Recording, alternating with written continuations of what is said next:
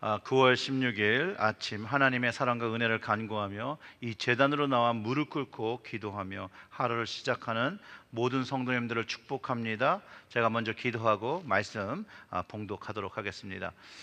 전능하신 하나님 아버지, 오늘도 우리가 새벽 제단에 하나님을 찬양하며 감사드리며 나와왔습니다. 하나님, 이 시간에 말씀을 선포하여 주시고 이 말씀이 우리의 심령을 변화시켜 주셔서 우리의 삶의 고백이 주를 위해서 살아가는 삶 되어질 수 있도록 주여, 주께서 성령으로 깨닫는 은혜를 허락하여 주시옵소서.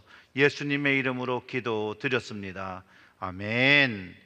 오늘 말씀은 로마서 14장 1절부터 10절의 말씀입니다. 로마서 14장 1절부터 10절의 말씀입니다. 믿음이 연약한 자를 너희가 받되 그의 의견을 비판하지 말라. 어떤 사람은 모든 것을 먹을 만한 믿음이 있고 믿음이 연약한 자는 채소만 먹느니라. 먹는 자는 먹지 않은 자를 업신여기지 말고 먹지 않는 자는 먹는 자를 비판하지 말라. 이는 하나님이 그를 받으셨음이라. 남의 하인을 비판하는 너는 누구냐? 그가 서 있는 것이나 넘어지는 것이 자기 주인에게 있음에 그가 세움을 받으리니 이는 그를 세우시는 권능이 주께 있음이라. 어떤 사람이 이 날을 저날보다 낮게 여기고 어떤 사람은 모든 날을 같게 여기나니 각각 자기 마음으로 확정할지니라. 나를 중히 여기는 자도 주를 위하여 중히 여기고 먹는 자도 주를 위하여 먹으니 이는 하나님께 감사함이요 먹지 않는 자도 주를 위하여 먹지 아니하며 하나님께 감사하느니라. 우리 중에 누구든지 자기를 위하여 사는 자가 없고 자기를 위하여 죽는 자도 없도다. 우리가 살아도 주를 위하여 살고 죽어도 주를 위하여 죽나니 그러므로 사나 죽으나 우리가 주의 것이로다. 이를 위하여 그리스도께서 죽었다가 다시 살아나셨으니 곧 죽은 자와 산 자의 주가 되려 하심이라. 내가 어찌 내 형제를 비판하느냐? 어찌하여 내 형제를 업신여기느냐? 우리가 다 하나님의 심판대 앞에 서리라. 하나님의 말씀입니다. 아멘. 오늘 본문 14장부터 이제 그 로마서의 전체적인 본문을 마무리하는 그런 시작입니다. 그러면서 실제적으로 교리보다는 실제적인 당면적인 문제들에 대한 그 가르침과 지침을 이야기하고 있습니다. 로마 교회 안에 유대인과 이방인들이 함께 있었고 그들이 함께함으로 인해서 문화적인 갈등과 분쟁이 먹는 음식과 절기로 인해서 있었는데, 바울이 중심적으로 얘기하는 건 그리스도 안에서 서로를 용납하고 화합하기를 권면하고 있다라는 것이에요. 그리고 오늘 본문에서 말하고 있는 문제는 바로 음식과 절기. 그런데 여기에 판단은 금하라는 것을 먼저 권면하며 시작하고 있습니다. 맞습니다. 교회에서도 남을 판단하기보다는 자기를 먼저 돌아볼 때 더 성숙한 사역과 교회가 됨을 경험하게 됩니다. 자, 1절부터 4절의 말씀을 읽어보면 이렇습니다. 믿음이 연약한 자를 너희가 받되 그의 의견을 비판하지 말라. 어떤 사람은 모든 것을 먹을 만한 믿음이 있고 믿음이 연약한 자는 채소만 먹느니라.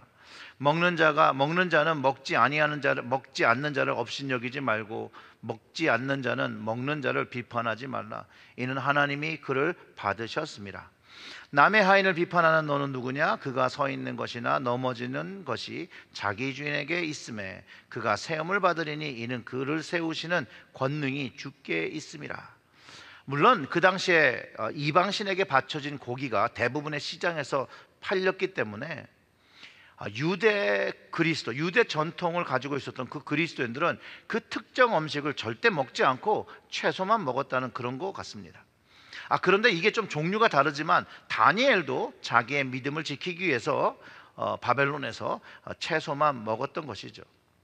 그런데 이 로마 교회는 이 먹는 자와 먹지 않는 걸로 인해서 이방 그리스도인들, 유대적 전통을 따르고 살아지 않았기 때문에 그 다른 점으로 인해서 서로가 갈등하고 그 갈등이 존재하고 있고 그 먹는 것에 대해서 서로를 비판하는 일로 이 교회 안에 갈등과 이 분쟁이 멈춰지지 않는다라는 거예요. 그런 거에 있어서 바울의 첫 번째 지침은 먹는 자와 먹지 않는 자가 서로 판단하지 말라는 거예요. 그리고 그리스도 안에서 자유를 누릴 수 있는 자가 되라고 합니다. 유대 그리스도인들에게는 모세의 율법에 아직 매여 그리스도 안에서 자유를 누리지 못하지 말고 그리스도 안에 있는 참 자유를 누리라고 하며 권면하며, 그리고 그것을 가지고 모세의 율법을 가지고 남을 비판하지 말라고 하는 것입니다. 그리고 믿음이 강한 자들에게 믿음이 연약한 성도를 위하여 자신의 자유를 절제해야 함을 가르쳐주고 있는 것이죠. 자기 믿음의 행위에 책임지라고 하며, 다만 절제함이 없을 때는 또 교회의 문제가 야기됨을 그 우려의 표현을 하고 있는 것입니다. 그래서 5절부터 7절이 어떤 사람은 이 날을 저날보다 낮게 여기고 어떤 사람은 모든 날을 같게 여기나니 각각 자기 마음으로 확정할지니라. 날도 중히 여기는 자도 주를 위하여 중히 여기고 먹는 자도 주를 위하여 먹으니 이는 하나님께 감사함이요 먹지 않는 자도 주를 위하여 먹지 아니하고 하나님께 감사하느니라. 우리 중에 누구든지 자기를 위하여 사는 자가 없고 자기를 위하여 죽는 자도 없도다. 자, 여기서 키워드가 하나 등장합니다. 주를 위해서 결정한 것이라면, 주를 위해서 결정한 것이라면 그 행동 양식보다는 그 마음가짐과 그 목적의 그 방향이 더 중요함을 가르쳐주고 있다는 것이에요. 그러면서 그리스도인들이라면 자기를 위해 사는 것이 아니라 주를 위해서 살아야 함을 알려주고 있다는 것이죠. 정확하게 말해주는 겁니다. 그리스도인들은 죽는 것도 자기를 위해서 죽는 것이 아니라 주를 위해서 죽어야 함을 가르쳐주고 있고, 사나 죽으나 주의 것인 것을 알고 그 주를 위해서 살라라고 말합니다. 주를 위해서라는 그 목적과 마음으로 우리의 행동과 삶을 비춰보면 우리가 비본질적인 것을 분별해내고 본질적인 무엇인지 이것을 알고 그것을 행동하며 살아가게 된다는 걸 말해주는 거예요. 그리고 주를 위해 살기 헌신하면 주님으로 인해서 인내와 교회의 덕을 위하여 자기의 행동과 말을 절제하기 시작한다는 것이에요. 믿음이 약하고 주를 위하여 살고 죽기를 헌신하지 못하고 자기를 위하여 사는 사람들은 절대로 주를 위하여 인내하지 못하고 또한 교회의 덕을 세우지 못하는 것이죠. 그렇기 때문에 자기 생각만 하고 자기 생각을 주장하며 교회를 어지럽게 하고 자기 행동을 절제하지 못하는 것이니 그것을 어떻게 하라는 거예요? 멈추라는 거예요. 만약 무엇을 먹던 하던 그 모든 것이 주를 위해서 한 것이라면 감사하면 된다는 거예요. 행동이 달랐을지라도 그 결과가 하나님께 감사드리면 된다는 거예요.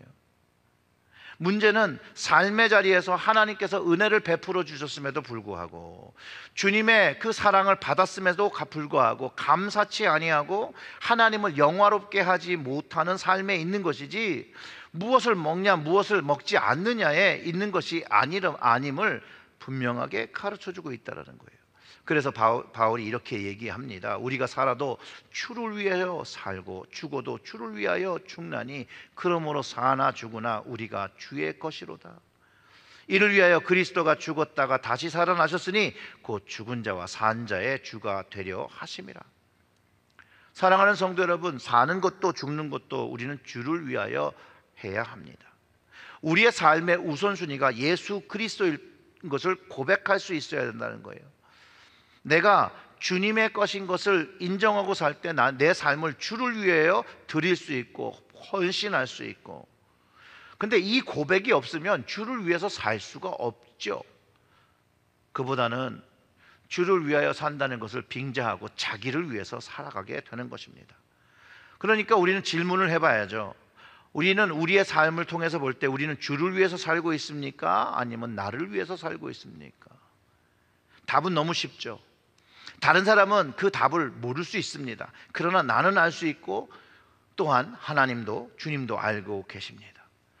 그렇기 때문에 만약 현재의 삶이 주를 위한 삶이 아니라면 주를 위한 삶을 살 수 있도록 우선순위를 정해야 되는 것이죠. 그리고 구원받은 자는 주님의 생명으로 우리가 생명을 얻은 것이기 때문에 우리의 생명조차 주님의 것이고 우리의 삶 모든 것이 주님의 것임을 인정해야 합니다. 저는 목회를 하면서 고민했던 것 중에 많은 그리스도인들이 교회를 다니기는 하지만 주를 위해 살기보다는 자기 자신을 위해서 사는 일이 너무 많았다는 것을 보았습니다. 자기 삶의 유익을 위해서 주를 믿는 경우도 너무 많이 보았고요. 또 그런데 죄송하게도 자기 삶을 위하여 주를 믿고 하나님을 믿는 사람이 하나님을 믿는다라고 얘기하며 하나님의 말씀을 왜곡하며 이야기하는 것도 많이 듣게 됩니다. 그런데 그분들이 주를 위하여 그 삶을 결정하지 못하는 근본적인 영적 이유는 아직 참 하나님과 예수님을 알지 못한다라는 그런 결론에 이르고 그들을 위하여 기도하기 시작했습니다. 오늘의 말씀을 보면 그리스도께서 죽었다가 다시 살아나셨으니 곧 죽은 자와 산 자의 주가 되려 하심이라고 하신 말씀이 우리 삶 속에서 경험되어져야 한다는 거예요. 오늘 말씀을 들으시는 분들도 이 말씀이 여러분의 심령과 삶 속에서 경험되어야 한다는 것이에요. 내가 사나 죽으나 주님의 것이라는 것을 고백해야 된다는 거예요. 부활하신 주님을 만나면 왜 주님이 십자가를 지고 죽으셨다 부활하신 이유를 알게 되고, 이 주님을 알게 되면 예수 그리스도만이 나의 주인 것을 고백하고 주를 위해 살기 시작한다라는 것이죠. 교단 분리를 앞두고 교회에서 신앙의 양심을 가지고 결정하면 되는 문제를 자꾸 돈과 결부시켜 돈을 적게 내면 탈퇴하고 많이 내면 남아있는다고 말하는 것은 본질이 무엇인지를 잘 모르는 것입니다. 본질은 지금 결정하고 행동하는 것에 따라 우리 모두는 하나님 앞에 심판을 받게 된다는 것입니다. 그 10절에 내가 어찌하여 내 형제를 비판하느냐, 어찌하여 내 형제를 없인 여기느냐, 우리가 다 하나님 심판대 앞에 서리라. 주를 위하여 겸손히 본질을 세우기 위하여 행동한 것, 자기 자신을 위하여 남을 비판하고 없인 여긴 것은 하나님의 심판대에서 가려진다라는 것이에요. 그러니 바울은 이 심판의 날을 생각하며 무엇을 하려고 할 때, 무슨 말을 하려고 할 때 주님의 눈과 심판을 생각하며 신중히 생각하고 신중히 말하고 신중히 행동하라고 권면하고 있다는 것이에요. 그런데 지혜 없는 사람들이 하나님의 심판을 알지 못합니다. 그리고 막 행동하고 막 말을 하는 것이죠. 거짓된 것으로 그 순간을 모면하고 거짓을 말하고 진실이 아닌 것을 진실이라 믿으며 가십하는 것을 두려워하지 않습니다. 하나님의 심판을 받게 됨을 알고 여러분, 우리 모두는 겸손히 행동해야 합니다. 주를 위해 사는 사람이 믿음의 사람입니다. 주를 위해 살지 않는다면 믿음의 사람이 아닌 것이죠. 그 외형이 기도를 많이 하고 성경을 외울지라도 하나님의 심판을 알지 못하고 겸손으로 교회에서 덕을 세우지 못하는 사람은 믿음도 없고 지혜도 없는 사람이 되는 것입니다. 사랑하는 성도 여러분, 주를 위하여 살고 주를 위해 죽으시고 주를 위하여 겸손히 본질을 세우고 남을 비판하지 말고 덕을 세우는 여러분들 되시기를 주님의 이름으로 축원합니다. 기도하겠습니다. 하나님, 예수 그리스도께서 십자가에 죽으신 것이 우리를 위하신 것을 우리가 알았습니다. 이제 그 주님의 십자가의 구속의 은혜가 얼마나 큰 은혜이며 사랑인 것을 다시 한번 마음에 깨달았사오니 우리의 삶의 우선순위를 주님께 드리고 주를 위하여 살아가며 더욱더 하나님 앞에 겸손하고 경외하는 삶 살 수 있도록, 그리하여 더 본질적인 것에 치우쳐 주님만을 위하여 주의 것으로 살아갈 수 있도록 주여 성령으로 저희들을 이끌어 주시고 인도하여 주시옵소서. 우리가 비본질적인 것에 우리의 눈과 마음과 말을 할 때 우리의 눈과 마음과 그 입술을 주장하여 주셔서 우리는 늘 하나님의 말씀인 본질적인 것에 우리의 삶을 드리고 헌신하고 희생하고 살아가는 저희들이 되게 하여 주시옵소서. 이 모든 말씀 우리 구주 예수님의 이름으로 기도드렸습니다. 아멘.